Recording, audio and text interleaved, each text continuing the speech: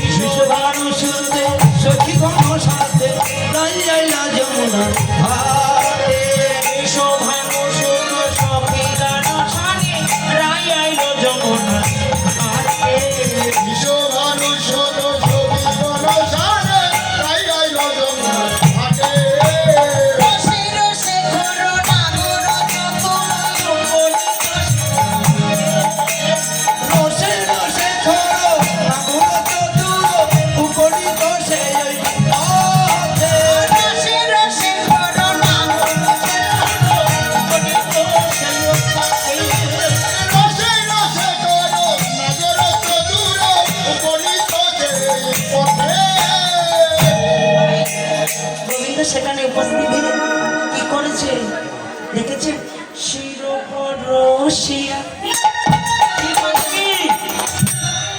শির মানে কি রে? শির মানে মাথা, শির মানে মাথা।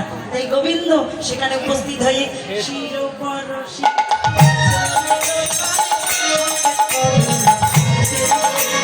শিরোপরশিয়া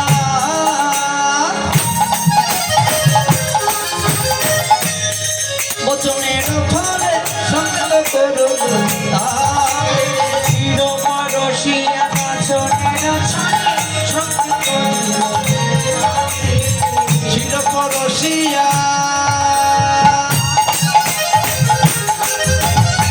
বচনের ফলে সংকল্প করুন তুমি খাতে এসো প্রাণেশ্বরী।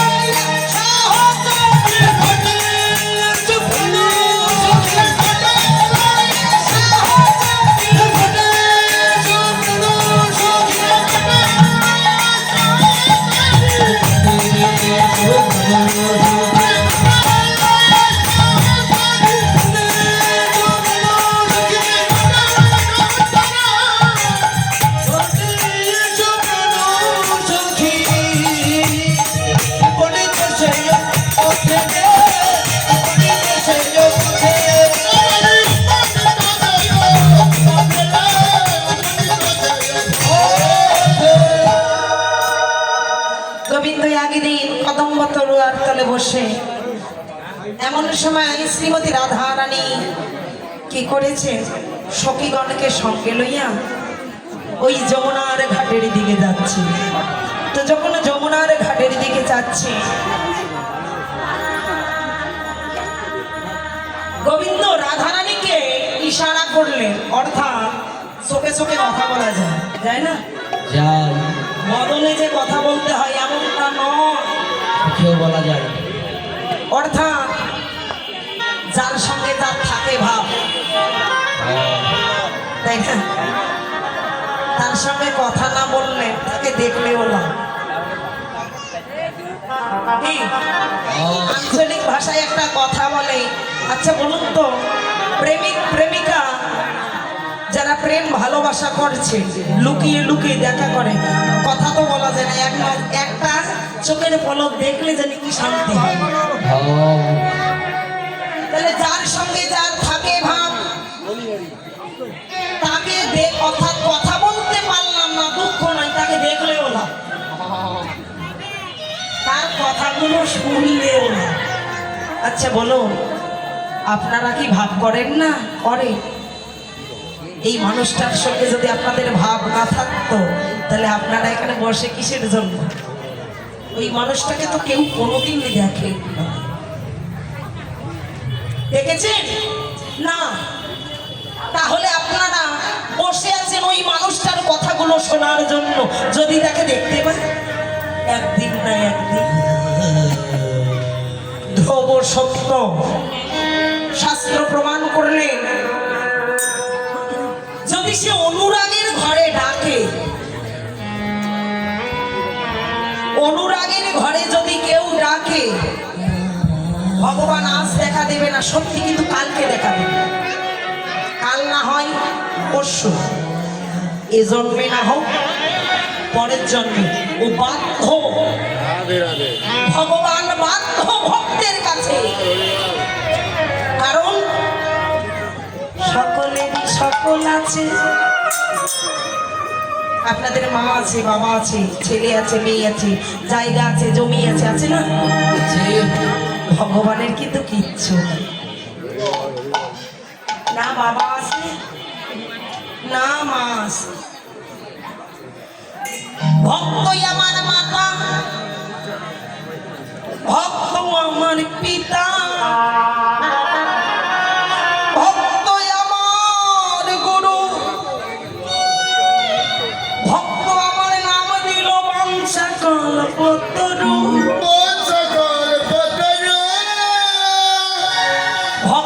দিলে আমি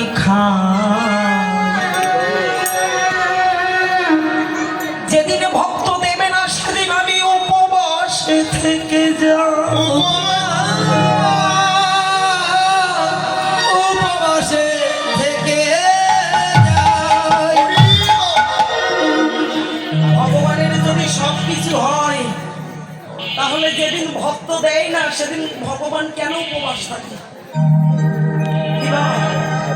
ভগবান বলেছে তোমাদের সকলের সবকিছু আছে, আমাদের কেউ নাই। ভক্তই আমার সব, ভক্তির সুখে আমি সুখী, ভক্তের দুঃখে আমি দুঃখী। ভক্ত আমাকে যেদিকে ঘোরায় আমি সেদিকেই ঘুরি। কেন? তাকিয়ে দেখো অনন্য চিত্তের সহিত ভগবানকে যারা ডাকে, ভগবান বললেন আমার জন্য এক বিন্দু নয়নের জল বরিশন করো। আমি ওই ভক্তের